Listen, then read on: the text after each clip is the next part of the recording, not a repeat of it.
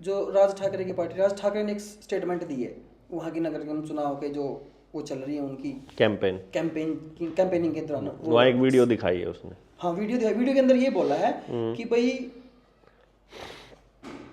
अडानी का जो विस्तार हुआ है 2014 से लेकर 2025 तक, वो 1100% से भी ज़्यादा बढ़ा है। अब उसमें जो सबसे मेन बात, उन्होंने कई पॉइंट गिनवाए, कई आरोप लगाए मोदी सरकार के ऊपर कि भाई मोदी ने इंडिया को बेच दिया, अडानी को बेच दिया। अगर असली तथ्यों की बात करें, तथ्यों के अनुसार मतलब जो अडानी समूह की संपत्ति बढ़ी है, जो उसका नेटवर्थ बढ़ी है, वो भी 1100% से ऊपर है। और अगर देखा जाए तो सिर्फ एक प्रोजेक्ट था अंबानी के पास, अडानी के पास 2014 से 2014 पहले, में। और अब उनके पास 200 प्लस प्रोजेक्ट हैं। मतलब आप तो कहते ही थे कि भी भारत को बेचा जा रहा है, ऐसे ऐसे, मतलब आपके जो आपकी कॉन्स्पिरेंसी थ्योरी थी, अब उनके ऊपर भी ये बयान वहाँ से भी आ गया है, और ये मतलब पूरा वायरल बयान है। क्या है आपका टेक इसके ऊपर? क्या सोचते हो आप, क्या सच में इंडिया को बेचा गया है, या फिर एक कंपनी होने के नाते, अडानी की कंपनी होने के नाते वो कंपनी का विस्तार हुआ है? देखो राहुल भाई, और कोई भी साथी जो भी पॉडकास्ट को देख रहा है या जो भी इस चीज़ को समझ रहा है, मैं उसके लिए दो तीन बातें बताऊंगा। पहले तो आपने खुद ही बोल दिया, आपने मेरी उन बातों के ऊपर मोहर लगा दी, लेकिन इससे भी ऊपर मैंने मोहर आपको, नहीं लगाई, आप सवाल पूछ रहे मैं हैं। सवाल पूछ रहा हूँ। यानी जो मैं पहले कहता था वही बात राज ठाकरे बोल रहा है। हाँ, ठीक है, और इसमें मैं दो तीन बात पहले कहूँगा। कई बार लोग सोचते हैं अडानी जो है वो अंबानी से अलग है और वो टाटा और बिरला से अलग है, क्योंकि जो कांग्रेस है वो काम करती थी अ, मतलब टाटा और बिरला के लिए, और अभी जो बात चल रही है वो कि मोदी काम कर रहा है अंबानी और अडानी के लिए। तो एक तो आपको और ये आपकी तो समझना ये वीडियो पड़ेगा। बड़ी वायरल हुई थी पिछले पॉडकास्ट की, हाँ, कि भाई दो गुजरातियों ने मिलकर पूरे देश को, दो गुजरातियों को सौंप हाँ, रहे सौंप हैं। दिया गया हाँ, है। तो एक तो आपको दो तीन लाइनें इस पूरे पॉडकास्ट में जो आपको ध्यान रखना है। कोर्ट इस देश के लोगों को न्याय देने के लिए नहीं बैठी है।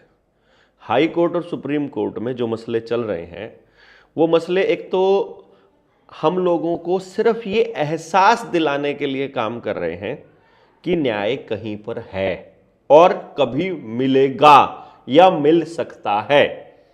मिलेगा कि नहीं इसकी कोई श्योरिटी किसी के पास नहीं है, सिर्फ ये भरोसा दिलाने के लिए वो दोनों संस्थाएं बैठी हुई हैं।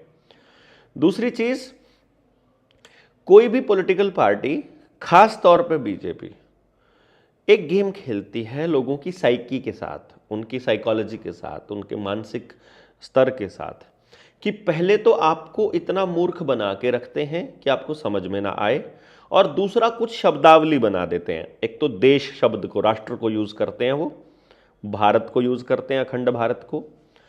तीसरा विकास शब्द को यूज करते हैं, और चौथा जो यूज करते हैं वो राजनीति को करते हैं, कि इस मुद्दे पर तो कम से कम राजनीति ना करो, या वो ऐसा करते हैं ये राजनीतिक आरोप है।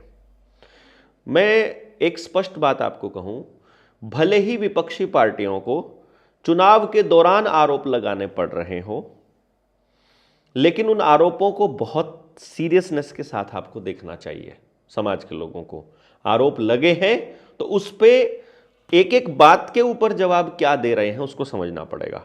जैसे अभी जो भी आरोप राज ठाकरे ने लगाए और जो भाजपा ने वो उनके चुनाव ऊपर, के दौरान लगाया वो भी, क्योंकि हाँ, नगर निगम चुनाव चल रहा है वहाँ अभी पे। नगर निगम के चुनाव है, चुनाव के दौरान लगाए, तो आप ये कह करके इग्नोर नहीं कर सकते कि ये राजनीतिक आरोप है। आपके हाथ में सारी संस्थाएं हैं, वो आपके नेताओं के ऊपर अटैक नहीं करती हैं। अगर किसी नेता के ऊपर ढेर सारे आरोप हैं और बीजेपी में ज्वाइन कर लेता है तो उसके आरोप सारे के सारे रद्द हो जाते हैं या फिर वो कार्रवाई होना बंद हो जाता है।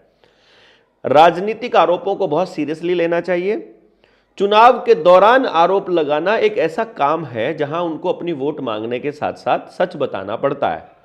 तो उसके बाद आपको बीजेपी के जवाबों की सीरियसनेस को देखना चाहिए, क्या वो उन मुद्दों पर वैसे ही जवाब दे रहे हैं जैसे आरोप लगाए गए हैं, या उसको कहीं और घुमाने की कोशिश कर रहे हैं। दूसरी बात आपने जो बोली कि अडानी की जो ग्रोथ रेट है, आप शायद 1100% से ज़्यादा बोल रहे हैं, लेकिन ऐसा ये आंकड़ा नहीं है। जो आंकड़ा राज ठाकरे ने दिखाया है वो आंकड़ा है 680% का, और वो 1100 का जो आंकड़ा है वो मैं बताऊं कि वो 100% से लेकर और 1100% तक बहुत सी कंपनियों ने ग्रोथ किया है, ये आंकड़ा दिया है बीजेपी ने, मतलब उसके डिफेंस में। ये तब की बात है जब अडानी का ग्रोथ रेट है 680% सालाना, वहीं भारत का ग्रोथ रेट है, भारत के जीडीपी का ग्रोथ रेट है, मैंने अभी निकाल के दिया था 7.4%। यानी अडानी का ग्रोथ रेट भारत के ग्रोथ रेट से लगभग 100 गुना है। यानी कि उतनी ही मेहनत आप अगर 1000 रुपया कमाएंगे तो अडानी 1 लाख रुपया कमा लेगा, 100 गुना। अगर अब पूरा भारत जो है मिल करके अगर 50 लाख करोड़ कमाएगा तो अडानी उतने ही रुपए में 50 करोड़ कमा लेगा, 100 गुना। समझ रहे हैं? यानी कि भारत अगर आप ये कहना चाहते हैं भारत, हाँ, कि भाई उसकी ग्रोथ रेट को परसेंटेज मत मापो आप। हाँ, उसकी ग्रोथ रेट नहीं, मैं कह रहा हूं कि आप ये समझिए कि जहां पूरा देश को 80% लोगों को भीख मांग करके अनाज खाना पड़ता हो, उस देश के ग्रोथ रेट में अडानी की ग्रोथ रेट को देश की ग्रोथ रेट कहना कहां तक सही है? लोग तो भूखे मर रहे हैं, उनके पास तो अनाज भी नहीं है, पैदा होते ही लड़की के नाम का पैसा दे रहे हैं, स्कूल पढ़ने के नाम फ्री दे रहे हैं, दवाइयाँ फ्री देने का नाम ले रहे हैं, इंजेक्शन फ्री लगाने की बात कर रहे हैं, विधवा पेंशन अलग से दे रहे हैं, रांडा पेंशन भी दे रहे हैं, बुढ़ापा पेंशन भी दे रहे हैं, विकलांग पेंशन भी दे रहे हैं, फ्री का अनाज भी दे रहे हैं, गरीबों को तेल भी दे रहे हैं। यदि देश में सब लोगों के पास में अनाज भी नहीं है और तेल भी नहीं है तो वो देश विकास कैसे कर रहा है? मुझे ये समझ में नहीं आया। और आंकड़े क्या कह रहे हैं? इंटरनेशनल मॉनेटरी फंड्स क्या कह रहा है कि दुनिया के जो टॉप मतलब 10 देश थे उनसे भी बाहर हो चुका है इंडिया, कहीं भी अब वो विकासशील देश नहीं रहा, अब वो गरीब देशों की श्रेणी में आ गया। बांग्लादेश और भूटान भारत से अच्छी अर्थव्यवस्था वाली श्रेणी में आते हैं आज के टाइम पर। लेकिन ये आंकड़ा कहाँ से आया कि भारत 2014 से पहले 11वें स्थान पर था इसके अंदर, जीडीपी में नहीं, जीडीपी के अंदर नहीं, पूरे विश्व की जो अर्थव्यवस्था के मामले में पहले 11वें स्थान पर था। हाँ। और अब भारत तीसरी सबसे बड़ी अर्थव्यवस्था बन चुका है। ये जीडीपी आपको समझनी पड़ेगी। जीडीपी का मतलब होता है ग्रोस डोमेस्टिक प्रोडक्शन, यानी जितना पैसा जितना भी प्रोडक्शन होता है उसके बराबर का पैसा छाप करके आरबीआई सर्कुलेट करती है देश के अंदर। तो जितना पैसा देश में खर्च होता है या सर्कुलेट होता है अकाउंट के माध्यम से, वो गिना जाता है, उसको वो लोग इकोनॉमी में काउंट करते हैं। जैसे मैंने आपसे अगर कैश लिया 1 करोड़ रुपया और आपने फिर मैंने वापस भी लौटा दिया 1 करोड़ रुपया, तो जीडीपी में कोई उसका योगदान नहीं है। लेकिन यदि मैं यही पैसा आपका अकाउंट के थ्रू लेता हूं तो जीडीपी बढ़ती है। यानी कि पैसे का ट्रांजैक्शन, सब्जी आप फ्री में ले लोगे तो जीडीपी नहीं, मतलब कैश में ले लोगे तो जीडीपी नहीं बढ़ती है। तो पिछले कुछ सालों में नरेंद्र मोदी ने कैश का फ्लो बंद करके सारी ट्रांजैक्शंस को डिजिटलाइज करके और उस फ्लो को बढ़ा दिया है। इसीलिए वो आपको दिखाई दे रहा है कि देश की इकोनॉमी इतनी बढ़ गई है। असल में वो सारा पैसा या तो बैंकों के पास जा रहा है या बड़ी कंपनियों के पास जा रहा है। ये भी तो होता है ना कि मतलब एक आदमी औसतन कितना कमा रहा है, वो घटा है भारत का। नहीं, वो जीडीपी बढ़ी, अगर बढ़ी हुई दिखा रहे हैं ये लोग, तो उसके अंदर ये भी तो है ना प्रति व्यक्ति आय में गरीब हुआ है देश। इकोनॉमी में मतलब डाटा देश की इकोनॉमी में बढ़ा है और प्रति व्यक्ति आय में कम हुआ है। तो अब जब एक डाटा मैंने कहीं पढ़ा था, एग्जैक्ट तो मेरे को ध्यान नहीं है, अगर आप यूट्यूब की इनकम को भी देखो ना, यूट्यूब जितनी इनकम भारत में दे रहा है, जितने कंटेंट क्रिएटर भारत के अंदर हैं, उसका कुछ परसेंटेज है जो अगर देश की मान लो 100% जीडीपी है फिलहाल, तो उसमें कुछ हिस्सा या 10 या 20% का भी यूट्यूब ने भी दिया है। वो चीज़ बाहर से डॉलर आ रहा है, 10% नहीं हो सकता, वो कुछ डाटा बता रहा हूँ, एग्जैक्ट नहीं बता रहा भाई। यूट्यूब ने भी अपना योगदान दिया है जीडीपी को बढ़ाने में, इंडिया की। अच्छा, कंटेंट क्रिएटर ने। हाँ, इसमें बिल्कुल सही बात है। यूट्यूब ने लोगों का डाटा भी तो यूज़ किया है, यूट्यूब ने जो इंटरनेट यूज़ किया है, जो लोगों का समय यूज़ किया है, जो यूट्यूब पर जो ऐड आती हैं उसकी वजह से लोग कंजप्शन करते हैं, लोग खर्च करते हैं, उससे भी इनकम जीडीपी में योगदान आता है। बात यूट्यूब के योगदान की अभी नहीं चल रही है, बात जीडीपी की भी नहीं चल रही है, बात चल रही है अडानी की ग्रोथ की। ठीक है। जिसको समझने की बात आई थी, जिसके आरोप लगाए थे और जिसको बीजेपी ने डिफेंड किया है। और जो इसने लगाए हैं ना आरोप राज ठाकरे ने, वो सिर्फ महाराष्ट्र को केंद्र में रखकर लगाए हैं, क्योंकि वहां वो मुंबई के आसपास के एरिया को दिखाना चाह रहा था कि किस तरह से ये अडानी को दे दिया गया है। रियलिटी ये है, लेकिन जो उन्होंने वो मैप्स दिखाया ना, वो जो इंडिया का मैप हाँ, दिखा रखा, वो उसमें पूरे अब उसमें आप ध्यान से देखोगे तो पूरे देश के अंदर, उसमें पूरे भारत में, मतलब बाहर जितना एरिया है, जो कोस्टल एरिया है, जो समंदर के साथ साथ का एरिया है, वो सारा का सारा गौतम अडानी को दे दिया गया है। और जहां माइनिंग हो सकती है, जहां तेल के कारखाने हो सकते, तेल का कुएं हो सकते हैं, जहां सोना हो सकता है, जहां लिथियम के भंडार हैं, जहां कोयले के भंडार हैं, वो अडानी को दिया गया है। और इतना बड़ा गेम आप पुरानी रिसर्च करके देखेंगे ना, ये साथी लोग, उनको पता चलेगा कि अडानी अगर बिहार से कोयला लेके आता है इंडिया में रेल के थ्रू, तो महंगा मिलता है भारत को। लेकिन अडानी यदि भारत को क्या था, भारत में ही आ रहा है ना, यही तो खेल है ना। अडानी की कंपनी भारत को, यानी भारत की सरकार या भारत के लोगों को जब देती है कोयला, तो महंगा देती है।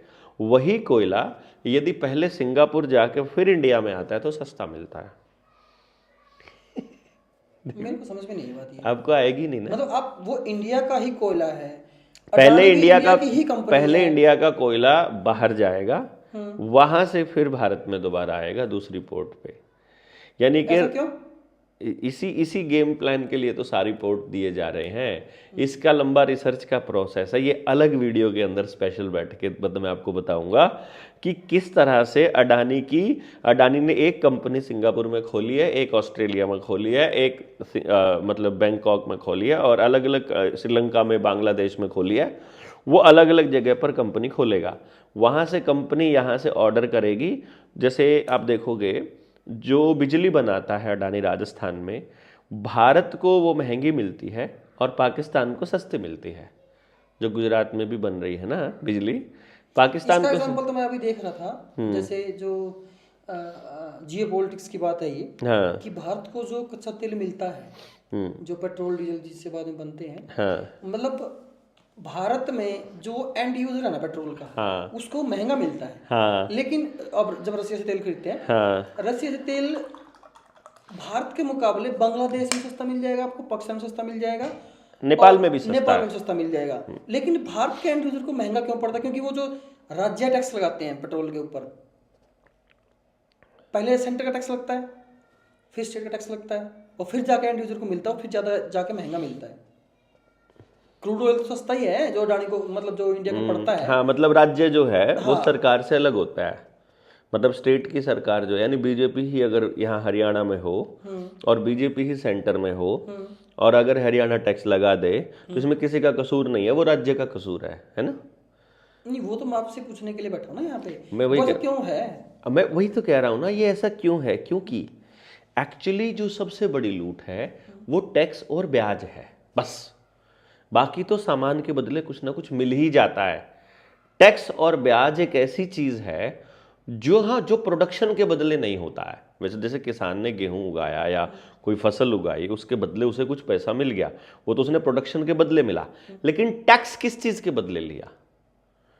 कुछ सर्विस नहीं थी ना, वो तो सर्विस वैसे भी देनी होती है। लेकिन हमें सैलरीज देनी है, हमें विकास के कार्य करने हैं, हमें दूसरी कंपनियों को लोन देना है, इसीलिए टैक्स लगा रहे हैं और इसीलिए बैंक ब्याज ले रहे हैं। और पता चलता है कि टैक्स ना तो भारत की ट्रेजरी में जमा हो रहा है और ना ही ब्याज लेने वाले बैंक सरकारी हैं, वो प्राइवेट कंपनी है। और पुलिस वालों को तहसीलदार ऑर्डर देता है कि प्राइवेट कंपनी को देश के लोगों का घर कब्जा करने के लिए सुरक्षा प्रदान करो और सहायता प्रदान करो। यानी कि केवल और केवल लूट के लिए ही टैक्स और ब्याज का धंधा चलता है। और ये जिन लोगों ने स्टार्ट किया था ये तब शुरू किया था जब यहाँ रियासतें हुआ करती थी। राजाओं से सेटिंग करके समुद्री लुटेरे ये कहा करते थे कि व्यवस्था तुम रखो, राज तुम करो जैसे तुमको करना है, हमें कोई दिक्कत नहीं है, बस टैक्स हमको लेने दो, जैसा टैक्स का कलेक्शन हम करके देंगे तुमको। तो उस टाइम पे ये कलेक्टर बैठाए थे जिनका नाम कलेक्टर था, कलेक्ट करने वाले, टैक्स इकट्ठा करके देने वाले। उनको आजकल आप डीसी बोलते हो, नाम बदल के कलेक्टर की जगह कमिश्नर कहना शुरू कर दिया। कलेक्टर के ध्यान से मुझे सूर्यवंशम फिल्म ध्यान आ रही है। हाँ, तो वो कलेक्टर थे बेसिकली। तो वो कलेक्टर अंग्रेजों ने बिठाए थे अपने लोगों को लूटने के लिए, टैक्स और ब्याज की फॉर्म में। साहूकारों को भी पैसा वही लोग दिया करते थे। और जो समुद्री लुटेरों की बात मैं कर रहा हूं वही इस सेंट्रल बैंक का, सीबीडीसी जितना भी है, या रिजर्व बैंक जो है, या फेडरल रिजर्व बैंक अमेरिका का है, उसका मालिक है जिसका नाम रॉथस्चाइल्ड है। वही पैसा दे रहा है और वही छाप रहा है। तो टैक्स का गेम क्या है और लोन का गेम क्या है, इसको समझना बड़ा जरूरी है। जो अडानी को मिलता है और जो हमको मिलता है, आप जो दिहाड़ी करते हो उसकी कीमत तय है। यूट्यूब ने आपके व्यूज पे कितना रुपया वो देगा वो तय किया हुआ है कि आपका आरपीएम इतना होगा, इतने व्यूज देखेंगे, इतने मिलियन पे आपको इतना रुपीज आपको मिलेगा। पर वही दूसरी तरफ इस खेल को समझने के लिए जब पैसा वहां जमा होता है आरबीआई में, वो गोल्ड की फॉर्म में जमा होता है। यानी अगर यहाँ किसान ने मान लीजिए 15 रुपया कमाया है, 15 रुपये का अनाज पैदा किया, तो वो 15 रुपया के बराबर एक मोहर आरबीआई अपने पास रख लेगा, यानी 1 तोला सोना। और उसकी जो कीमत आरबीआई के नकली नोटों में है वो लगभग आज के टाइम पर 1,40,000 है। तो इधर से 15 रुपया किसान को दे दिया जाएगा कि तुमने 15 रुपया कमाया, उसके बदले का 15 रुपया यानी एक मोहर 1 तोला सोना आरबीआई में जमा कर लिया जाएगा और मार्केट में जो सर्कुलेट किया जाएगा वो 1,40,000 रुपया किया जाएगा। ये बात फिर सिर के ऊपर से घूम गई। सिर के ऊपर से घूम गई ना। हाँ। यानी कि आपके प्रोडक्शन में आप बैंक में जितना भी पैसा जमा करते हो, यदि मैं इसका अनुपात आपको निकाल के दूं कैलकुलेटर के माध्यम से, तो आपको मालूम पड़ेगा। मैंने ये कैलकुलेटर है 1,40,000 रुपया के करीब आज के टाइम पर सोने का रेट है, ठीक है। और इसको यदि मैं डिवाइड करता हूं 15 रुपए से, तो लगभग 9,333 गुना की ठगी आपके साथ होती है। यानी कि आप ये कहना चाहते हो जो अभी रुपए की कीमत है और जो सोने की कीमत है, हाँ, वो बराबर नहीं है, फर्जीवाड़ा है। नहीं, वो बराबर है। हाँ। यही गेम प्लान समझने ना है लोगों को। रुपए की कीमत और सोने की कीमत वही है जो पेपर करेंसी एक्ट 1882 कहता है। भारत का पेपर करेंसी एक्ट 1882 कहता है कि 15 रुपए में एक मोहर है। वही रेट है, वही कानून है, वही सिद्धांत है, उसी हिसाब से सोना रखता है। फिर सोना तो बढ़ रहा है, सोने का रेट तो अरे नहीं ना, आपको वो बैंक नोट के बदले बढ़ रहा है, रुपए के बदले नहीं ना बढ़ रहा है। आप उस बैंक नोट को ही रुपया मान रहे हो, यही गड़बड़ है बस आपकी। वो रुपए की पर्ची है, रुपया नहीं है मेरे दोस्त। और वो पर्ची कोई भी कितनी भी छाप सकता है। 1 रुपए का नोट तो असली है? नहीं है, आप वो भी लीगल टेंडर है 1 रुपए का। वो सिर्फ भारत की सरकार छापती है और वो रिजर्व बैंक छापता है, बस इतना सा है। असली रुपया कहाँ है? वही तो रुपया ही तो गोल्ड ही रुपया होता है ना। यही तो समझा रहा हूं मैं आपको कि 1882 ये चीज दूसरे देशों के अंदर भी हर देश के अंदर, जिस भी देश की इकोनॉमी स्ट्रांग है, डॉलर इसलिए मजबूत है क्योंकि वहां डॉलर सोने के बराबर छापा जाता है। और जब से डॉलर सोने के बराबर छापना बंद किया है उन लोगों ने, तब से ही देश गरीबी में जाने लगा है वहां। इसीलिए उनको दूसरे देशों में युद्ध करवाने पड़ते हैं। युद्ध करवा के ही उनकी इकोनॉमी बढ़ती है क्योंकि उनके पास प्रोडक्शन का और कोई साधन नहीं है। अमेरिका में सोना नहीं निकलता है, अमेरिका में खनिज पदार्थ नहीं निकलते हैं, अमेरिका में कुछ भी नहीं होता है। अमेरिका में केवल कैंसर का एक प्रोडक्ट होता है जिसका नाम है गेहूं। अमेरिकन गाय, वहां हमारे वाली गाय वहां सर्वाइव नहीं कर सकती, तो अमेरिकन गाय हाइब्रिड गाय है, उसके दूध से होता है कैंसर। वहां ऑर्गेनिक चीजें जो हैं वो उगा ही नहीं पाओगे क्योंकि वहां फसल जो समय है वो ऑल टाइम वेदर थोड़ी है हमारी तरह कि सभी तरह का वेदर रहता है। वहां तो सर्दियां ज्यादा रहती हैं बेसिकली, तो वहां कोई प्रोडक्शन नहीं होता है। उनकी पूरी जिंदगी हमारे सामान के ऊपर निर्भर करती है, और हम लोगों को सामान वो लोग डॉलर में दे रहे हैं, सोने में नहीं दे रहे हैं। यहीं से भारत गरीब होता जा रहा है, और डॉलर का मुकाबला बैंक नोट के बराबर रखा, और कह देते हैं वो रुपए की कीमत कम हो गई है। रुपए की कीमत नहीं कम हुई है, वो रुपए के नोटों की कीमत कम हुई है, जिनको आप रुपया मान रहे हो। वो नोट के ऊपर लिखा, जैसे मैं आपको एक बात कहता हूं, मैं आपको एक पर्ची दे देता हूं कि मैं धारक को 1 किलो आम देने का वादा करता हूं। जिसके पास भी वो पर्ची होगी वो जाकर 1 किलो आम ले लेगा, जिसने भी वो वादा किया है। ले लेगा कि नहीं ले लेगा? यानी 1 किलो आम और 1 किलो आम की पर्ची दोनों अलग अलग चीजें हैं। वैसे ही रुपया और रुपए की पर्ची अलग अलग चीजें हैं। 1 रुपया रुपया होता है और 1 रुपए की पर्ची 1 रुपया होता है। तो 100 रुपया अलग होता है और 100 रुपए की पर्ची अलग होती है। समझ रहा हूँ। हाँ, अब सवाल ये उठता है, जब पूरा देश ही इसी सिस्टम पे चल रहा है, अमीर अमीर है क्योंकि वो इसी सिस्टम पे चल रहा है, गरीब गरीब है क्योंकि वो इसी सिस्टम पे चल रहा है, हाँ। तो फिर उसका निवारण कैसे होगा? उसका निवारण बहुत आसान सा है मेरे दोस्त, कि केवल रुपए का जो मानक है उसको एस्टैब्लिश कर दिया जाए, तो आपके एक भी मेहनत को कोई खा नहीं पाएगा, शोषण नहीं हो पाएगा। शोषण बंद कर दो, रुपए के मानक को फिक्स कर दिया जाए। स्टैंडर्ड तो फिक्स है अभी 1 रुपया 1 रुपया है। अरे नहीं भैया, 1 रुपया क्या है? चलो आप बता दो 1 रुपया क्या है। 1 रुपया एक जो भारतीय रिजर्व बैंक के अकॉर्डिंग जो स्टैंडर्ड है ना, 1 रुपये का 1 रुपया ही है, मान लो यार। 1 रुपये का 1 रुपया मतलब 1 रुपये का सिक्का है। हाँ, वो सिक्का है 1 रुपये का, वो 1 रुपये का लीगल टेंडर है, वो 1 रुपया नहीं है। वो 1 रुपये का नोट है, वो नोट है 1 रुपये का, वो 1 रुपये का लीगल टेंडर है, रुपया नहीं है। फिर मैं वही तो आपको बताना चाह रहा हूँ कि जो 1 रुपया है वो एक लीगल टेंडर ही मान लो आपके अकॉर्डिंग, भाई पर्ची मान लो उसको। हाँ, वो पर्ची है। अब फिर रुपया असली है क्या? वही बता रहा हूं मैं आपको। रुपया उसके मानक के हिसाब से आता है, और पेपर करेंसी एक्ट 1882 कहता है, वो जो मैंने किताब आपको रुपया मूल्य का मापक और शोषण का साधन दिया है, उसमें हमने वो सारे सबूत डाले हुए हैं जो हमें आरबीआई और वित्त मंत्रालय ने दिए हैं। उसके मुताबिक जो लास्ट अमेंडमेंट भारत के कानूनों में हुआ था रुपए के मानक को लेकर के, वो कहता है कि 15 रुपए की एक मोहर, ये स्टैंडर्ड है रुपए का। यानी 1 रुपया मतलब 1 मोहर डिवाइडेड बाय 15, इतना गोल्ड, और 1 मोहर में होता है 1 तोला सोना। अब 1 तोला कितना होता है? मैं आपको ये बता रहा हूं कि हमें कितना भ्रम में डाला गया। 1 तोला कितना होता है? 10 ग्राम है ना। सब पूरी दुनिया 10 ग्राम पढ़ती है। अब सर्च करके देखोगे 1 तोले का वजन होता है 11.664 ग्राम। 11 ग्राम 664 ग्राम होता है 1 तोला। ये तो अपन नई बात ही निकाल दी। नई बात क्यों निकाल दी यार? पुरानी बात है, आपको गलत पढ़ाया गया। और सुनार ने आपको कभी भी 1 तोले का रेट नहीं बताया। सुनार ने आपको यह बताया कि 1,30,000 10 ग्राम का रेट है, वैसे बोलता है हमेशा सुनार। और जब पेपर में अखबार में लिखा होता है इतना रुपया प्रति 10 ग्राम लिखा होता है। महिलाओं को हम वो 1 तोला कहकर वो चेन दे देते हैं, 10 ग्राम की चेन। फिर वो 10 ग्राम की ही तो कीमत है, वो 10 ग्राम की कीमत है ना। लेकिन स्टैंडर्ड तोले में चलता है, स्टैंडर्ड तोला में चलता है। यानी कि 15 रुपए में 1 तोला सोना, ये रुपया है। रुपए में मौजूद सोने की मात्रा ही असल रुपया है। ये सिद्धांत और ये कानून है, भारत का कानून है मेरे दोस्त। भारतीय कानून में लिखा हुआ है। ये आपको नहीं पढ़ाया जाता, वकीलों को, जजों को नहीं पढ़ाया जाता, अर्थशास्त्रियों को नहीं पढ़ाया जाता। तो इसमें मेरी गलती क्या है? आप इतनी भड़क क्यों ले रहे हो फिर? भड़क इसलिए ले रहा हूं क्योंकि मेरे बाप दादाओं की सारी कमाई को ले गए और आपके बाप दादाओं की भी ले गए।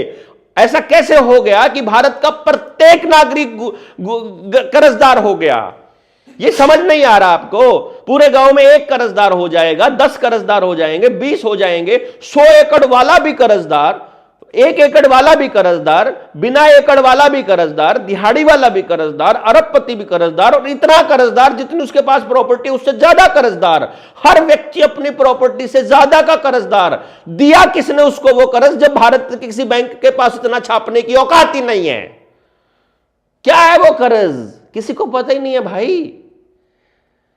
जिसने लोन दिया है उसके पास इतना पैसा है ही नहीं है।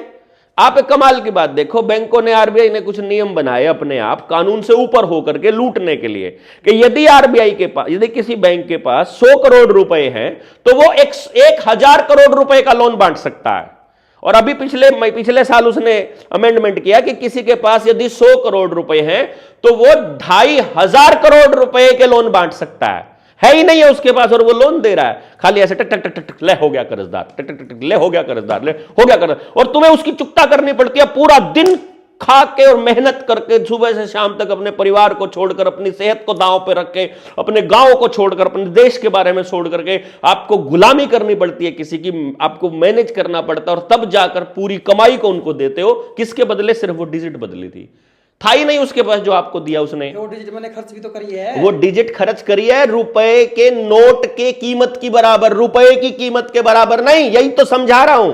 अगर मुझे आप कह रहे हो कि आपको 15 रुपए का डिजिटल मिला, या फिर आपको जो नोट बनाए गए आरबीआई ने वो मिले, अगर मुझे उसकी जगह कुछ और मिलता जो आप बताना चाह रहे हो, तो उसकी कीमत क्या होती फिर? मतलब तो कर्ज तो भी चुकाना पड़ता। मैं वही बता रहा हूं आपको, कर्ज तो जब मैंने 15 रुपया कमाया तो आरबीआई ने 15 रुपया अपना आरबीआई में जमा कर लिया और मुझे 15 रुपए के नोट पकड़ा दिए। क्या समझ में? मतलब मैंने 15 रुपए कमाए, हाँ, मैंने दिहाड़ी करी कहीं पे, हाँ, मैंने मान लो दिहाड़ी 1000 रुपए है, हाँ, मैंने दिन में 1000 रुपए कमाए, हाँ, अब वो 1000 कमाए तो जैसे ही आप वो 1000 कमाओगे, 1500 कह लो इसको, हाँ 1500 कह लो, जैसे ही आपने 1500 रुपए कमाए और आप उनको बैंक में जमा कराने जाते हो, हाँ, तो जो बैंक है वो 100 मोहर वहां जमा कर लेगा। 100 मोहर मतलब 15 रुपए की एक मोहर है, तो 1500 में मतलब मोहर क्या? मोहर 1 तोला सोना।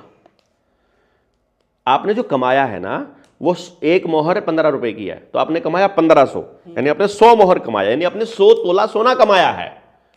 और आप जब बैंक से लेते हो तो आपको 100 तोला सोना आपका बैंक में जमा हो जाता है आरबीआई में, और उसके बदले आपको बैंक नोट मिलता है। मैं कह रहा हूं वो बैंक नोट की कीमत और मेरे रुपए की कीमत बराबर होनी चाहिए। आप बैंक नोट को रुपए के बराबर चला रहे हो, सबसे बड़ी लूटिया आप उसको रुपया मान रहे हो, वो रुपया नहीं है। और नहीं मानेंगे तो हम कहां जाएंगे? भाई वही बात कर रहे हो यार, मैं कीमत की बात कर रहा हूं राहुल भाई, कीमत को समझो।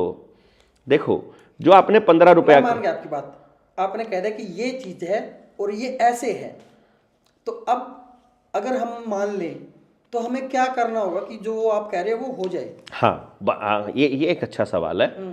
बैंक में जाइए, 10 रुपए का नोट और एक एप्लीकेशन, जिस बैंक में आपका खाता है, बैंक मैनेजर को सिर्फ एक बात लिखनी है आपको चिट्ठी में, टू दी मैनेजर या आरबीआई गवर्नर, क्योंकि उस नोट के ऊपर गवर्नर के साइन है कि मैं धारक को 10 रुपए अदा करने का वचन देता हूं। धारक मतलब जिसके पास वो नोट है, अच्छा, बियरर, ठीक है, जिसके पास भी वो नोट है वो मालिक है उस नोट का, ठीक। 100 रुपए का ले लो आप क्या करो, उसमें लिखो to the governor, Reserve Bank of India, Delhi, ठीक, और इधर लिख दो आप via bank manager, proper channel, श्रीमान जी मेरे पास एक 100 रुपए का नोट है जिस पर आरबीआई के गवर्नर के सिग्नेचर हैं, और आरबीआई के वचन पत्र के हिसाब से, उसमें जो लिखा हुआ वचन है उसके हिसाब से गवर्नर ने मुझे 100 रुपए अदा करने का वचन दिया है कि मैं धारक को 100 रुपए अदा करने का वचन देता हूं। चूंकि अब मुझे इस बैंक नोट की आवश्यकता नहीं पड़ने वाली है भविष्य में, तो मैं ये बैंक नोट आपके पास जमा कर रहा हूं, इसकी कॉपी मैं अपने पास रख रहा हूं, कृपया मुझे मेरे 100 रुपए अदा कर दिए जाएं। मैं इस 100 रुपए के बदले में कोई भी दूसरा नोट या सिक्का नहीं लेना चाहता हूं, मैं लीगल टेंडर के बदले लीगल टेंडर नहीं लेना चाहता हूं, मैं अपने 100 रुपए लेना चाहता हूं। तो जिस भी चीज को आप भारत का रुपया मानते हो वो मुझे दिया जाए। सिक्का लीगल टेंडर है, 2 रुपए का नोट लीगल टेंडर है, 1 रुपए का नोट लीगल टेंडर है, इसलिए सिक्का और दूसरा नोट नहीं, प्रोमिसरी नोट नहीं, मुझे भारतीय रुपया चाहिए। यदि आपके पास उसकी जानकारी नहीं है तो कृपया करके पेपर करेंसी एक्ट 1882 के हिसाब से रुपए का स्टैंडर्ड चेक करके मुझे मेरा रुपया दे दो। चूंकि आप लोग बहाना करते हो 2011 के कॉइनेज एक्ट में सारे कानूनों को रिपील कर दिया गया है, तो आपको याद दिला दिया जाए कि 2011 के कॉइनेज एक्ट में रुपए के मानक पर कोई चर्चा नहीं हुई है और ना ही मानक के साथ आज तक कोई छेड़छाड़ हुई है। तो कृपया कर मेरे 100 रुपए मुझे दिए जाएं। अब आपने बैंक से 100 रुपये मांगे, यदि बैंक ईमानदार है और बैंक और आरबीआई आपके देश के प्रति समर्पित है और वो उन 100 रुपयों को दे देता है, तो मैं बैंक को सत्य मान लूंगा, सच्चा मान लूंगा।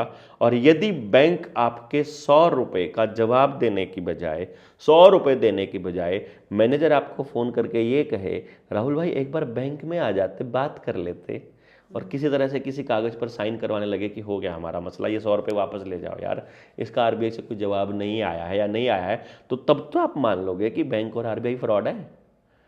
आपने किया खुद पर्सनली ऐसा? 2000 से ज़्यादा लोगों ने कर लिया भारत में, और भाग जाता है बैंक और आरबीआई रिप्लाई नहीं करता है। तो फिर इसको सुप्रीम कोर्ट में क्यों लेके गए आप? सुप्रीम कोर्ट में जो बैठे हैं वो न्याय के लिए नहीं बैठे हैं मेरे दोस्त। बैंकों ने रुपए के बदले उनको इतनी बड़ी कोठियां, इतना जो ताकत मिलती है कि तुम एसपी को भी हड़का देता है कोई जज, वो अपनी उस पावर को खो देगा क्या? जो भी आदमी रुपए पर बोलेगा उसको मार दिया जाएगा। वो उसकी पर्सनली बात थोड़ी ना है। अरे वो तो अकल भी तो नहीं है ना। जुडिशरी के किसी पेपर में और वकील के किसी सिलेबस में रुपया पढ़ाया ही नहीं जाता है, वो जज को पता ही नहीं है कि रुपया क्या होता है, और उसको अलाउड भी नहीं है, ऊपर से आदेश है तू बोलेगा नहीं। ऐसा थोड़ी हो सकता है यार फिर एक काम करो, फिर देश से उच्च कोड है, ठीक है ठीक है, आप तो पत्रकार हो। अब आपने कई मतलब आरबीआई को पत्र लिखा, उसने आप नियमों के तहत, एक्ट के तहत आपने उनसे जवाब मांगा, अब वो जवाब नहीं दे रहे हैं, तो इस मसले को आप सुप्रीम कोर्ट में लेके जा सकते हो ना। चलो एक काम करता हूँ, आप तो जानकार हैं सारी चीज़ों के। मैं कहाँ जानकार, मैं कहाँ आप तो सब चीज़ों को समझते हैं ना, हैं? आप तो सारी, अभी तो आपको तो बड़ा भरोसा है ना सुप्रीम कोर्ट पर, आपको क्या लग रहा है हम कभी गए नहीं होंगे? अरे एक काम करो, 100 रुपये बैंक मैनेजर को दे दो, 28 दिन में फिर से उसकी रिमाइंडर डाल दो, 2 महीने तक बैंक मैनेजर या आरबीआई जवाब ना दे या आपको ना दे पैसा, तो भैया फिर आप जाओ ना सुप्रीम कोर्ट। आप गए हो या नहीं मुझे बताओ। अरे हमारी फाइल को सुनता ही नहीं है कोर्ट का कोई आदमी यार, बताओ क्या करे? वो कहता है इस मसले पर हम सुनने के अधिकारी ही नहीं है। मैं क्या करूं बताओ, कहां जाऊं, किसके पास जाऊं? वो कहता है हमें अधिकार ही नहीं है इसको सुनने का। चलो हम इस टॉपिक को यहीं छोड़ते हैं, ये अडानी पे आते हैं, ये सवाल लोगों के लिए हम छोड़ देते हैं। हाँ। तो दर्शकों के लिए छोड़ देते हैं भाई, ऐसा है या नहीं है। आप कई बार इसके बारे में चर्चा कर चुके हो, लेकिन सिर्फ आप ही चर्चा कर रहे हो इसके बारे में। नहीं, रामवृक्ष यादव सुनो, 150 करोड़ लोगों में से जो अभी देश की जनसंख्या है, उसमें सिर्फ आप ही अकेले ऐसे व्यक्ति हो जो इस तरह की बातें कर रहे हो। चलो रुपए के बारे मैं आपको बताऊं, तो नेताजी सुभाष चंद्र बोस जिनकी जन्म तिथि अब 23 जनवरी को आने वाली है, उसका जन्मोत्सव हम लोग मना रहे हैं चरखी दादरी के तिकोना पार्क में 23 जनवरी को। वो नेताजी सुभाष चंद्र बोस ने कहा था, तुम्हारा ये रुपया, अंग्रेजों का रुपया इस देश को गुलाम बना के रखा हुआ है, यदि भारत आज़ाद है तो भारत का रुपया होना चाहिए। उन्होंने आज़ाद हिंद रुपया बनाया था और आज़ाद हिंद बैंक की स्थापना की थी। उसके बाद इसी रुपये को लेकर के जॉन एफ कैनेडी, जो इस टाइम पे रॉबर्ट एफ कैनेडी उसका भतीजा लगा हुआ है अमेरिका में, अमेरिका का राष्ट्रपति था, राष्ट्रपति होते हुए उसने रुपए छापने की प्रक्रिया को पब्लिक के सामने रखने के लिए एक भाषण दिया था कि मैं 1 हफ्ते के अंदर इन बैंकिंग प्रणाली वालों का पूरा भांडाफोड़ पूरे देश के सामने करूंगा। अगले ही दिन मर गया, वो मार दिया गया उसको, जॉन एफ कैनेडी का असैसिनेशन चल रहा। फिर आपको क्यों नहीं मार रही है? सुन लीजिए ना यार, अभी उनके लिए खतरा नहीं बने हैं ना, ये तो नेताजी सुभाष चंद्र बोस ने किया। उसके बाद इसके ऊपर बोले बाबा जय गुरुदेव, उनको गायब कर दिया गया। तीसरे बोले इसके बाद में, ये आज़ादी के बाद की बात बता रहा हूं मैं, रामवृक्ष यादव, यूपी वाले, सर्च करना आप, लगाना इस पे एडिटिंग में। यादव के बारे में तो बता रहा था कि वो थोड़ा गुंडा टाइप ऐसा कुछ था। हाँ, क्या बात करते हो यार। रामवृक्ष यादव इस रुपए के मसले को उठा के लाए कि हमको हमारा रुपया चाहिए।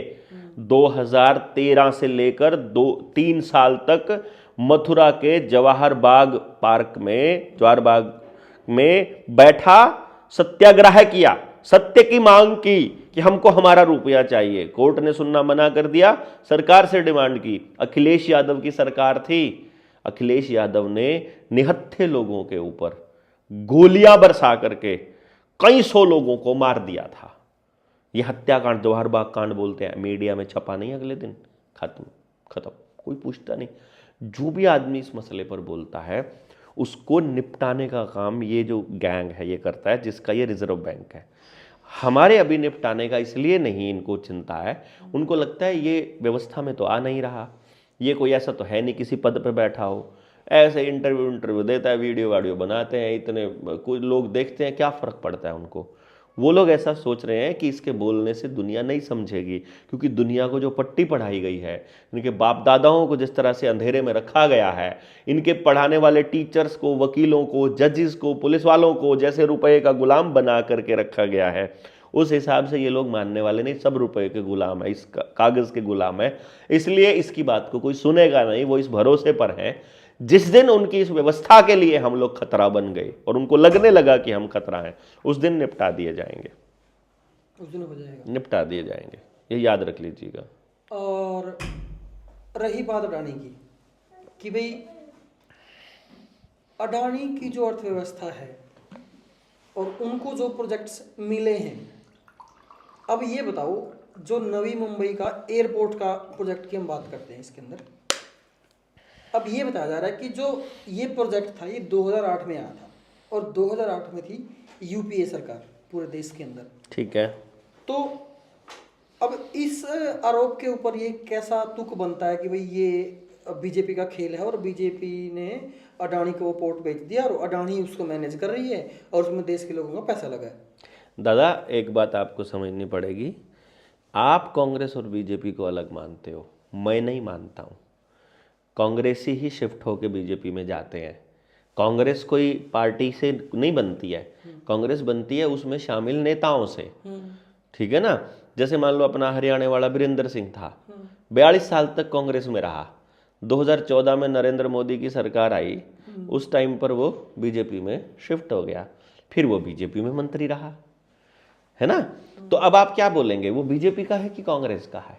वो फिर 2024 में उसे लगा कि भाई 10 साल तक मौज करी वहाँ मंत्रालय, उसे लगा हरियाणा में सरकार जो है वो बीजेपी की जाने वाली है, पूरा का पूरा सर्वे बता रहा था, वो फिर कांग्रेस में आ गया। अब आप बताइए उसे बीजेपी का हो गया कांग्रेस का हो गया? और उनका लड़का जो ब्रजेंद्र सिंह है वो यात्रा निकाल रहा है, वो पहले बीजेपी में था कि बीजेपी बहुत गहरी पार्टी है, बहुत मतलब आप उसको हल्के मत लो, है ना। वो देख के आया वहाँ, उसको पता है कि वहाँ पैर नहीं जमते हैं, वहाँ आपका इस्तेमाल होता है और आपको फेंक दिया जाता है। तो कांग्रेसी ही बीजेपी में गए हुए हैं और बीजेपी वाले ही जिस दिन बीजेपी हिलेगी वहाँ से वो इधर आ जाएंगे। तो इसलिए यूपी और उसको अलग मत समझो। दूसरी बात, अडानी खाली अडानी नहीं है, अडानी के प्रोजेक्ट्स में जिसका पैसा लगा है वो असली मालिक है, और वो रॉथस्चाइल्ड और रॉकफेलर ही है। ब्लैक रॉक कंपनी के माध्यम से जो पैसा लगता है उसकी कंपनियों में जो स्टेक होल्डिंग है वो उन्हीं की रहती है। तो स्टेक होल्डर वही है, मालिक वही है, वो तय करते हैं सरकार में बैठे लोगों के माध्यम से कि किसकी कंपनी को ऊपर लेके जाना है, कि विजय माल्या को नीचे रखना है कि अभी चढ़ाना है, उसकी एयरलाइन डुबोनी है कि नहीं, क्या करना है उनको। एक खबर एक रिपोर्ट प्रचारित करनी है, शेयर मार्केट में शेयर डाउन करने हैं और वो रातों रात कंगाल हो जाएगा, सबको पता है। अडानी थोड़ा उड़ने लगा था, एक ही रात में जब 2 लाख करोड़ उड़े ना, 13 लाख करोड़ उड़े ना, उसी दिन अगले दिन से सीधा हो गया। उनके हाथ में सब कुछ है, तो क्या है ऊपर जाना है कि नीचे जाना है वो लोग तय करते हैं। तो प्रोजेक्ट फिर भी जो मोदी सरकार अब जो गेम समझना मोदी है, सरकार की अब जो गेम समझना है मोदी सरकार के अंदर, हाँ, तो मैं मोदी और राहुल को देखो, मैं राहुल, केजरीवाल, मुलायम, ममता या मोदी, इन सब में को एक ही मानता हूँ। आपके हिसाब से ये अलग होंगे, क्योंकि नवीन पटनायक ने PHFI को लेकर के आया, नवीन पटनायक, और पूरे देश में उस टाइम यूपीए की सरकार थी, राहुल गांधी की मां सोनिया गांधी के माध्यम से ये आया था। अब मैं नवी मुंबई वाले प्रोजेक्ट की बात बताता हूँ। यूपीए सरकार ने तो इसका अनुमोदन किया, मतलब इसको स्वीकृति दी, ठीक, प्रपोजल दिया था इसका, नहीं स्वीकार भी कर लिया था, 2008 में मंजूर कर लिया कि ये मुझको मिलेगा। अभी देखो, देश के लोगों के लिए जो सबसे इंपॉर्टेंट है, सिर्फ उस पॉइंट को पे जाओ आप, इस पे मत जाओ कि मोदी ने किया कि कांग्रेस ने किया, इस पे जाओ कि क्या हुआ क्या। 2008 में उसके यूपीए की सरकार ने तो इसको स्वीकार कर लिया। 2018 में उस प्रोजेक्ट की नींव रखी नरेंद्र मोदी ने, फरवरी में ठीक है, 2018 में। 2021 में अडानी ने इसका मैनेजमेंट संभाला बनने के बाद इसको। हाँ, बन गया। देखो अब कमाल की बात, जो भी सड़क है, एयरपोर्ट है या मुद्रा या पोर्ट है, मतलब बंदरगाह है, वो बन रहा है लोगों की जमीन पर। ठीक है, उसको सरकार ने कर लिया एक्वायर, जमीन को। उस पे जो पैसा लग रहा है, उन लोगों को जो पैसा मिला है, जो किसान को पैसा मिला है उस जमीन के बदले, वो भारत के बैंकों से मिला है, यानी भारत की पूंजी मिली है। उस पे जो लगा है, खर्च हुआ है, वो भी भारत की पूंजी खर्च हुई है, लोगों का टैक्स का पैसा। यानी खर्चा किसने किया? भारत के लोगों ने। और जिस दिन तक वो घाटे में रहेगा तब तक तो वो रहेगा सरकारी, और जैसे ही वो मुनाफा कमाने की पोजीशन में आएगा उसी दिन उसको दे दिया जाएगा किसी प्राइवेट हाथ में। अडानी को चेहरा मानिए खाली आप, वो प्राइवेट हाथ है, यानी वो कोई कंपनी है। यानी अब उस पोर्ट में अंदर कौन जा पाएगा, कौन नहीं जा पाएगा, अब अडानी का पोर्ट है, मान लो उसको मैनेजमेंट दे दिया, तो अडानी तो वहां कंटेनर भर करके हेरोइन यानी कि ड्रग्स भी ला सकता है। मुद्रा पोर्ट पे 26,000 करोड़ की ड्रग्स मिली थी ना, हजारों किलो टन में मिली थी। वो तो वहां ड्रग्स भी ला सकता है, हथियार भी ला सकता है, बच्चों की तस्करी भी कर सकता है, वो वहां वेश्यावृत्ति भी खोल सकता है, क्योंकि उसकी गाड़ी, उसका कंटेनर, उसका ट्रक चेक नहीं होगा। और आप वहां नेल कटर भी नहीं लेके जा सकते अंदर। आप वहां छोटी सी चीज, मतलब कीरिंग में कुछ थोड़ा मोटा चाकू हो, वो भी नहीं लेके जा सकते हैं। अगर आप और एयरपोर्ट की बात करें, ठीक है, अब इसको अधीन आते हैं, हाँ, जो भारत सरकार के हैं, हाँ, उस पर कड़ी चेकिंग, कड़ी सिक्योरिटी है, सब पे है, हाँ, सब पे मैं कह रहा हूँ। हाँ। अब जो वो नई मुंबई का एयरपोर्ट है, हाँ, जो अभी अडानी मैनेजमेंट उसको कहाँ लगता है आपको? दिल्ली वाले पे है सिक्योरिटी? हाँ है। वहां अगर अडानी जाता है ना, तो सीधी गाड़ी जहाज के पास रुकती है उसकी, और उसके साथ जितनी गाड़ियां आ रही होती हैं सारी जहाज के पास रुकती हैं जाके। आपके लिए सिक्योरिटी है, उसके लिए नहीं है, उसी का है वो पोर्ट, उसी को दिया हुआ है दिल्ली वाला। अच्छा, हाँ, मुंबई वाला, अहमदाबाद वाला, पुणे वाला, जितने एयरपोर्ट कमाई कर रहे हैं वो सब उनके पास है। जितने एयरपोर्ट घाटे में हैं वो जनता के पैसे से चल रहे हैं। लेकिन फिर अगर इसका दूसरा पहलू सोचें, देश की तरक्की भी तो हो रही है भारत में, अगर कंपनी निवेश कर रही है और भारत के लोगों को रोजगार मिल रहा है, तो देश की भी तो तरक्की हो रही है ना इसमें। यार देखो, मिल रहा है तो। मेरे गांव में जिस दिन मेल लगा था ना, उस दिन सबने ये कहा था अब गांव के बच्चों को रोजगार मिलेगा। और मील लगाने से पहले सरकार ने कहा था कि 80% जो लोग हैं वो गांव के लगेंगे, बाकी बाहर से आएंगे। आज के टाइम पर मेरे गांव का जो वहाँ काम करने वाले लोगों, मेरे गांव का जो प्रतिशत है वो 2% है खाली। मेरे गांव की जमीन ले ली, ठीक है, अब वहां पे तो छोटा एग्जांपल हो गया। ये छोटा क्यों लिया? हर कंपनी के अंदर वहां से दूर का एक ऐसा व्यक्ति जो आपको लगता है वो भारत का है, जैसे कि मान लीजिए कोई कंपनी यहां पर है, मैं मिल का एग्जांपल इसलिए ले रहा हूं क्योंकि यही अडानी की कंपनियों का खेल है, सबका। बड़ी कंपनियों में जाके देखिए आया, टोल टैक्स पे जाके देख लो, सड़क तो टोल टैक्स तो सड़क वाला, मतलब उसी सड़क जिसने बनाई है उसी का टोल है ना। एनएचआई का है, एनएचआई यार प्राइवेट कंपनी है, सरकारी नहीं है। तो आप लोगों को कुछ भी अथॉरिटी दे दी, नाम के पीछे यार national highway authority of India private है, एक प्राइवेट संस्था है। हाँ, अरे कुछ भी ऑटोनॉमस बॉडी का मतलब ये थोड़ी हो जाएगा वो सरकारी हो जाएगी। बैंक भी आपको तो सरकारी लगते हैं, आपको तो पंजाब नेशनल बैंक सरकारी लगता होगा, प्राइवेट है। स्टेट बैंक ऑफ इंडिया सरकारी दिखता होगा, प्राइवेट है। आरबीआई सरकारी लगता होगा, प्राइवेट है। प्राइवेट और सरकारी में आपके अकॉर्डिंग फर्क क्या, पहले बताओ। एनसीएलटी क्या है? प्राइवेट है। National company law tribunal private है। डीआरटी क्या है? डेप्ट रिकवरी ट्रिब्यूनल प्राइवेट है। ये एनजीटी क्या है? एनजीटी नेशनल ग्रीन ट्रिब्यूनल जिसके अंदर प्राइवेट है।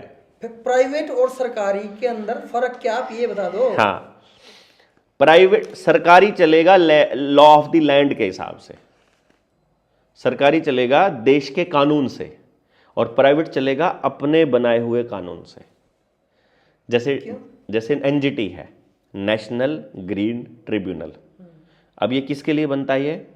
ये पर्यावरण के ऊपर अपने जजमेंट देने के लिए। वहां बिठाया जो जाता है उस जज को, वो जो बैठा होता है बंदा, उसका जो कमिश्नर है, उसको जज की पावर दी गई है। यानी उसने जो लिख दिया वो जुडिशरी पावर के बराबर है, लेकिन वो संविधान से नहीं चलता है, वो रिपोर्ट से चलता है, जो रिपोर्ट प्राइवेट कंपनियां पेश करती हैं। यानी प्राइवेट कंपनी ने रिपोर्ट पेश करी, उसके बेसिस पर उसने ऑर्डर पास किया, उसके ऑर्डर का जो ताकत है वो एक जुडिशरी ताकत के बराबर है, लेकिन उसने कानून फॉलो नहीं किया, उसने अपने बनाए हुए नियम फॉलो किए हैं। एग्जांपल समझाओ इस बात को। इसको एग्जाम्पल ये समझो, आप अगर अपना मकान बनाओगे, उसके ऊपर तरह तरह की चीजें होंगी। आप अपने घर में खड़े पेड़ को एनजीटी की परमिशन के बिना नहीं काट सकते, पर्यावरण प्रदूषण है। वो एक नियम बना देगा कि अब कानून क्या कहता है, प्रकृति का ह्रास नहीं होना चाहिए, तो कानून के हिसाब से आप पेड़ नहीं काट सकते, क्योंकि पेड़ आपने पैदा नहीं किया, प्रकृति की चीज है, वो धरती की चीज है, परमात्मा की चीज ऊपर है तो मैं काट सकता हूं? नहीं काट सकते। आपकी धरती, आप कौन मालिक हो गए? धरती से आप ले रहे हो सब कुछ, धरती पर पैदा हुए, धरती तुमको रहने को दे रही है, धरती आपकी कैसे हो गई? कोई धरती का मालिक कैसे हो गया? कोई धरती माँ होती है यार, धरती का बेटा होता है आदमी। आपके अकॉर्डिंग नहीं हूं। आपके अकॉर्डिंग क्यों? किसी के भी अकॉर्डिंग। जमीन का कुछ टुकड़ा मैंने खरीदा। कैसे खरीदा? किससे खरीदा? उसने किससे खरीदा? उससे किससे खरीदा? पहला आदमी मालिक बना, उसने किससे खरीदा? किसको दे दिया अधिकार उसकी रजिस्ट्री किसी के नाम करने का? अभी मैं आपके भसड़े में नहीं पढ़ना, मेरे भसड़ा थोड़ी है, मेरे को जवाब दो आप। जिस आदमी ने पहली बार जमीन को बेचा, वो मालिक कैसे हो गया उस जमीन का?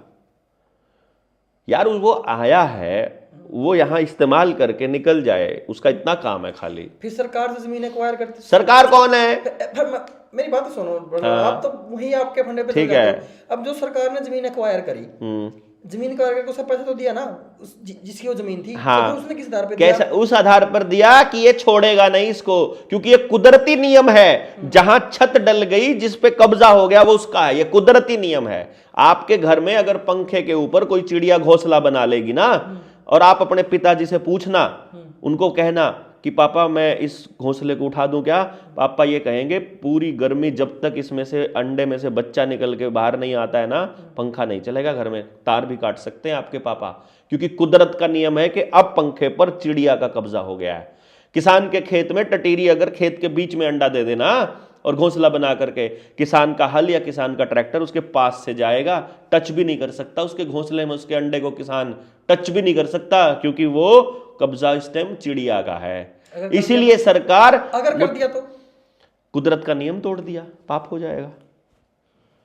फिर पाप देखो, क्योंकि चिड़िया यार, क्योंकि चिड़िया कानून को नहीं जानती है बेचारी, वो कुदरत का कानून जानती है। तुमने हाथ लगा दिया, वो अपने बच्चे को बाहर नहीं निकालेगी, वो अंडा खराब हो जाएगा।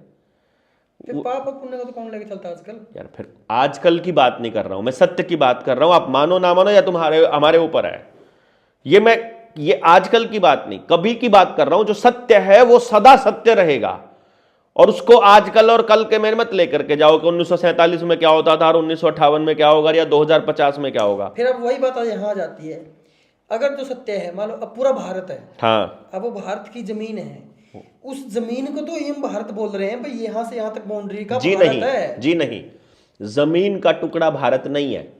यदि जमीन का टुकड़ा भारत होता तो अरुणाचल प्रदेश में 4000 स्क्वायर किलोमीटर में चाइना कब्जा ना करता, फिर भारत पे कब्जा माना जाता।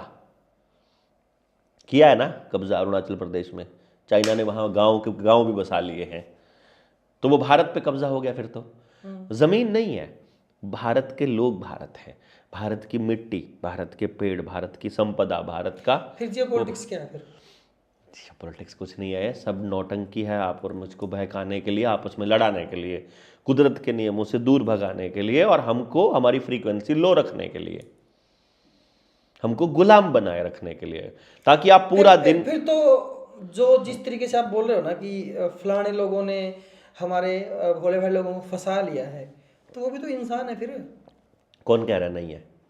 लेकिन वो कुदरत के नियमों का पालन नहीं कर रहे ना। इंसान का मालिक नहीं हो सकता ना, इंसान का गुलाम नहीं हो सकता। आपने कभी कुत्ते को कुत्ते का गुलाम देखा है?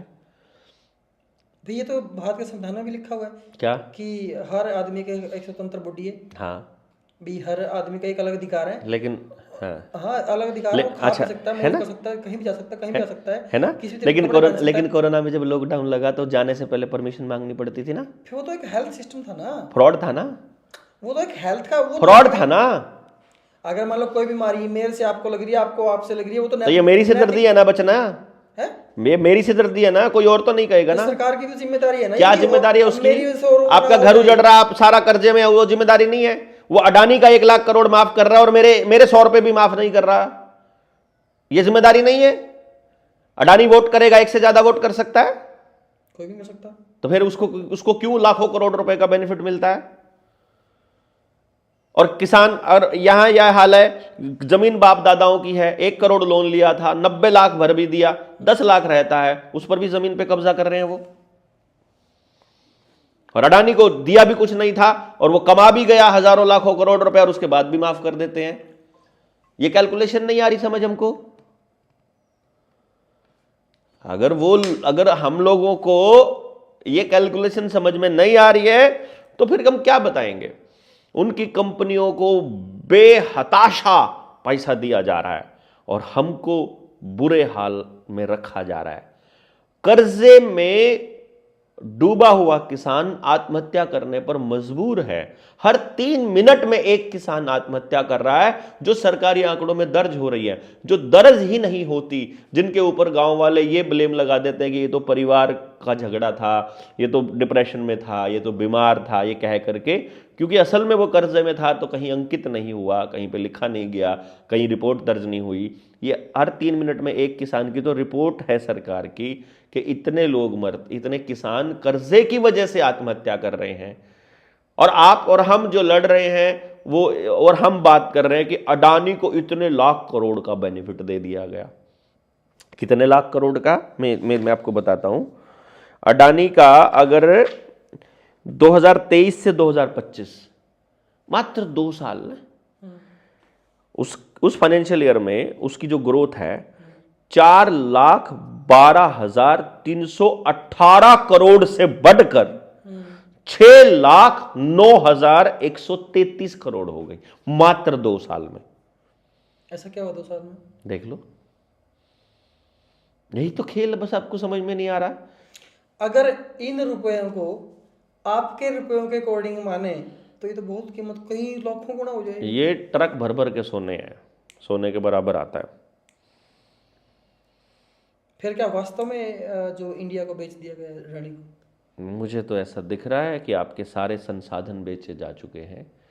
वहाँ भारत की इस बाउंड्री में मौजूद लोगों के संसाधन ही भारत है, और यदि आपके एयरपोर्ट बेच रहा है, यदि ऊर्जा उनको बेची जा रही है, यदि रेलवे स्टेशन उनको बेचे जा रहे हैं, कुछ भी बेचा जा रहा है, तो वो सारा का सारा क्या है? भारत बिक रहा है। और एग्रीकल्चर बिजनेस भी उसको दिया जा चुका है। AWL जो एग्री बिजनेस है ना, वो अडानी को दिया जा चुका है। यानी कि आज जो किसान, देश के किसान का जितना भी लोन है, और लोन वाले जितने बैंक हैं छोटे बड़े, जो एग्रीकल्चर लोन है, जो लिमिट वाले लोन है, उन सारे बैंकों का जो मालिक है वो आज के टाइम पर अडानी हो चुका है। पूरा पिछले साल से 2025 में दे दिया गया है। यानी आज आने वाले टाइम में जब किसान की ज़मीन पे वो लिमिट नहीं भर पाएगा और उसकी ज़मीन जब कब्जा होगा, नीलामी होगी, उसका मालिक यदि बैंक होगा तो बैंक का मालिक अडानी है, तो असल में सारी ज़मीन का, सारे भारत का जो मालिक होगा वो अडानी हो जाएगा।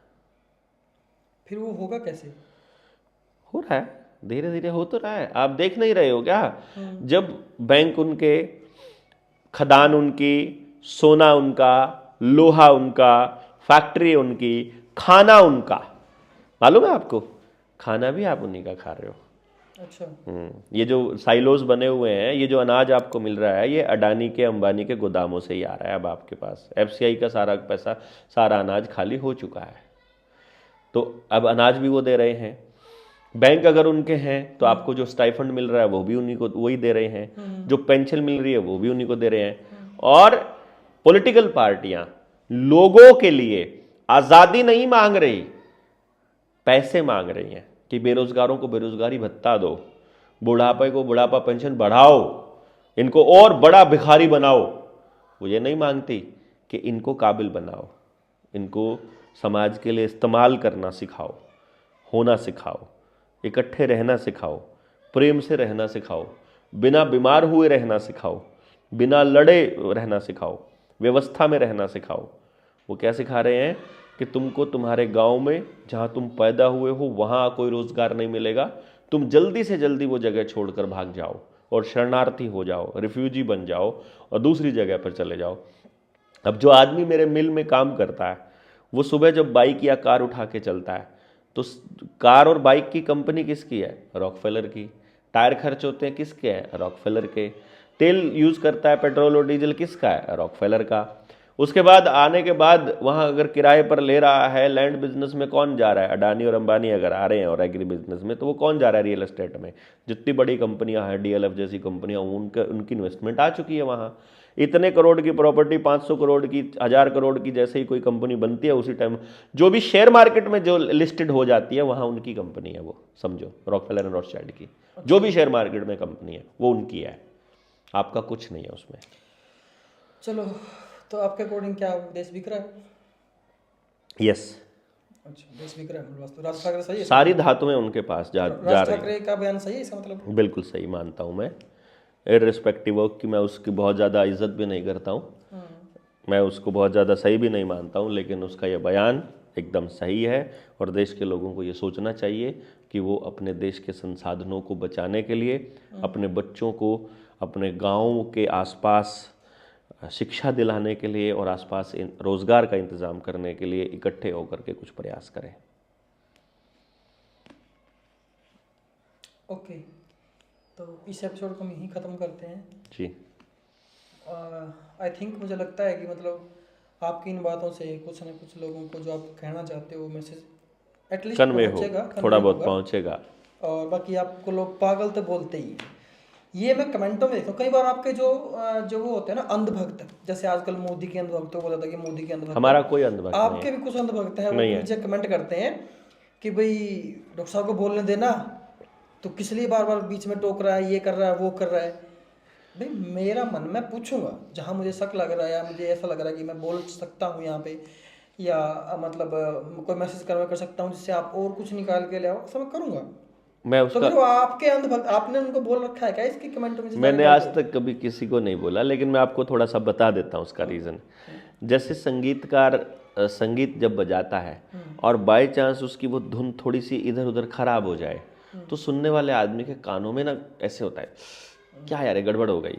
तो जब कोई बात मेरी सुन रहा है और उसे मेरी बात में रस आ रहा है और वो देख रहा है कि अब इसके बाद बात कहाँ जाने वाली थी, और वो आदमी इमेजिन कर लेता है कि ये बात को कहाँ लेके जाएगा, उसी टाइम आप मान लो बोल पड़े तो उसको ऐसा लगता है यार ये सुर टूट गया। मतलब उसका सुर टूटता है तो वो लिखता है वहाँ कि यार बोलने दो, पूरी लाइन होने दो।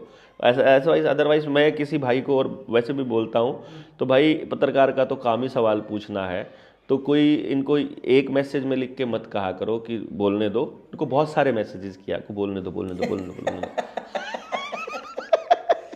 चलो, बहुत बहुत धन्यवाद आपका। बहुत बहुत धन्यवाद।